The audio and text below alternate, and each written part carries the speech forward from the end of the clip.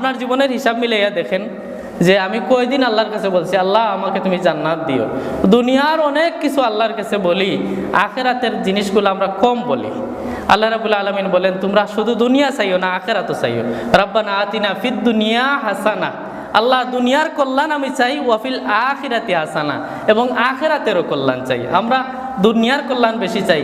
একজন হুজুর নিছেন দোয়া করতে, হুজুর আমার ছেলে অসুস্থ, আমার একটা ছেলে বিদেশে আছে, আমি একটা মামলার মধ্যে ঝামেলায় আছি। এখন দেখবেন যতগুলা দোয়া চাইতেছেন সবগুলা দুনিয়া কেন্দ্রিক, আখিরাত কেন্দ্রিক একটা দোয়া না। যে আমার ছেলেটারে হুজুর অনেক বলি নামাজ পড়তে, নামাজ পড়েন, একটু দোয়া করেন আল্লাহ যেন তাকে হেদায়েত দেন। আমিও অসুস্থতার কারণে নামাজ পড়তে পারি না, রোজা রাখতে পারি না, আমার জন্য একটু দোয়া করেন আল্লাহ যেন আমাকে হেদায়েতের উপরে রাখে।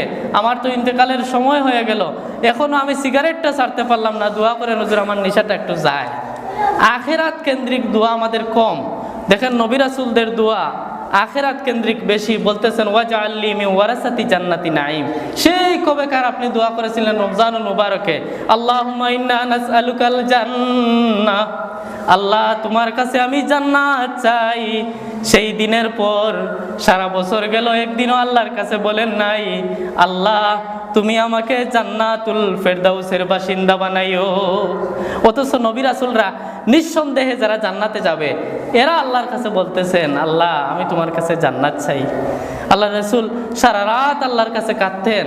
মা আয়েশা বলেন ইয়া রাসূলুল্লাহ, আল্লাহ তো আপনার সামনের পিছনের কোনো গুনাহ তো নাই, আপনি তো মাসুম, কেন আল্লাহর কাছে এত কাঁদেন? আল্লাহ রাসূল সাল্লাল্লাহু আলাইহি ওয়াসাল্লাম বলেন আমি কি আল্লাহর কাছে শুকরগুজার হব না? অথচ যাদের কোনো গুনাহ নাই, যাদেরকে আল্লাহ ডাইরেক্ট জান্নাতে দিয়ে দিবেন, এদের এমন অবস্থা। আর আমাদের কেমন অবস্থা? আমাদের মোটামুটি একটা ভরসা আছে, জান্নাতে এক সময় না এক সময় যাব, হবে না এরকম? হযরত উমর ইবনে খাত্তাব রাদিয়াল্লাহু তাআলা আনহু উনি জান্নাতের সার্টিফিকেট যারা দুনিয়ায় পেয়েছিলেন, আশারায়ে মুবাশশারা 10 জন দুনিয়ায় সার্টিফিকেট পেয়েছিলেন জান্নাতের, উনি কাঁদতেন আল্লাহর দরবারে, আল্লাহ মানুষ না হয়ে যদি একটা গাছের ডগা হতাম, গাছটা একটা প্রাণী খেয়ে ফেলতো, আমার আর হিসাব তোমার দরবারে দিতে হতো না। এত ভয় করতেন আল্লাহর দরবারে উপস্থিতিটা। আমরা মোটামুটি একটু শক্ত আছি যে আল্লাহ আমাকে মাফ করে দিবেন, ক্ষমা করে দিবেন।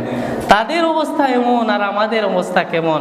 আমরা কোন অবস্থায় আছি? আল্লাহর কাছে আমাদের আরো কাদার প্রয়োজন ছিল, আমাদের আরো দুয়ার প্রয়োজন ছিল। আল্লাহ জীবন নষ্ট করে দিছি, কিছু জীবন তো এখনো বাকি আছে, ওই জীবনটাকে তুমি কাজে লাগানোর সুযোগ আল্লাহ তুমি দান করে দাও।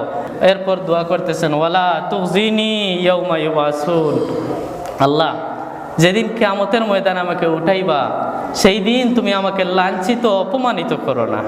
নিজের জীবনে আমার এগুলা বলার কারণ হচ্ছে একজন নবীর দোয়া, কুরআনুল কারিমে আসছে। আপনি কয়দিন আল্লাহর কাছে দোয়া করছেন? দুনিয়াতে তো অনেক দোয়া করেন আল্লাহ আমি যেন শরম না পাই, একটা কাজের জন্য যাইতেছি আল্লাহ শরম যেন না পাই। কোন দিন আল্লাহর কাছে বলছেন আল্লাহ কিয়ামতের ময়দানে তুমি আমাকে লজ্জিত আর শর্মিন্দা করবেন না?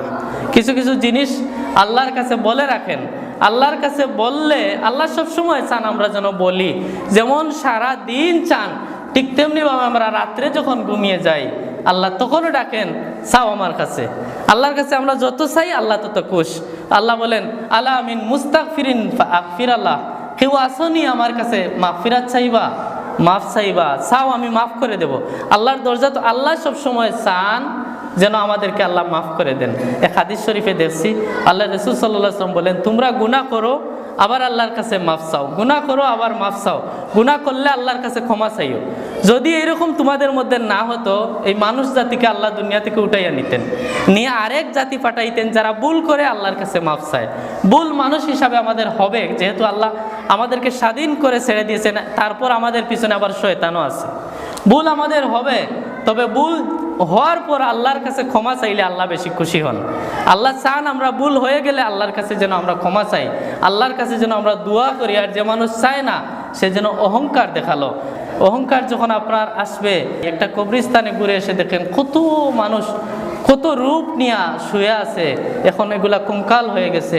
অনেক সম্পদশালীরা শুয়ে আছে, একটা কুত্তা শৃগাল যদি প্রস্রাব করে তাড়ানোর মতো যার ক্ষমতা নাই, এমন অবস্থায় পড়ে আছে। এই অবস্থাটা আপনার হবে, এই অবস্থাটা আমার হবে। মই আগর মহরুম হ তো হায় তেরা বান্দা বহুত।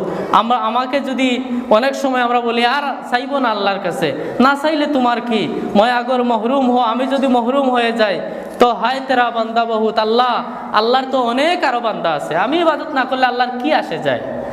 হাদিসে কুদসির মধ্যে আছে, আল্লাহ রাসূল সাল্লাল্লাহু আলাইহি ওয়াসাল্লাম বলেন, সমস্ত দুনিয়ার মানুষ যদি নাফরমান হয়ে যায় আমার আল্লাহর কিছু আসে যায় না। আবার সবাই যদি ইবাদত গুজার হয়ে যায়, সারা দিন রাত মসজিদে থাকে আর ইবাদত করে, খানা পিনা সব ছেড়ে দেয়, আমার আল্লাহর কিছু বাড়বেও না, লাভ হবে তোমার, লস হবে তোমার। এর জন্য আমরা যে দোয়া করি, রব্বানা যালামনা আনফুসানা, আল্লাহ আমি আমার ক্ষতি আমার করছি, আমার কপালে আমি কুড়াল মারছি। যালামনা আনফুসানা, আমার নফসের উপর, নাফসুন মানে আমার নিজের উপর আমি ক্ষতি করছি, আমার নিজের ক্ষতি আমি করছি। ওয়া ইল্লাম তাগফির লানা, আল্লাহ তুমি যদি ক্ষমা না করো, লানাকুনান্না মিনাল খাসিরিন, যারা ক্ষতিগ্রস্ত হয়ে গেছে আমি তাদের অন্তর্ভুক্ত হয়ে যাব। এর জন্য লাভ করলে আমার করছি, লস করলে আমার করছি। আমি ইবাদত করি আমার লাভ, আমি ইবাদত না করি আমার লস, আমি গুনাহ করি আমার লস হয়।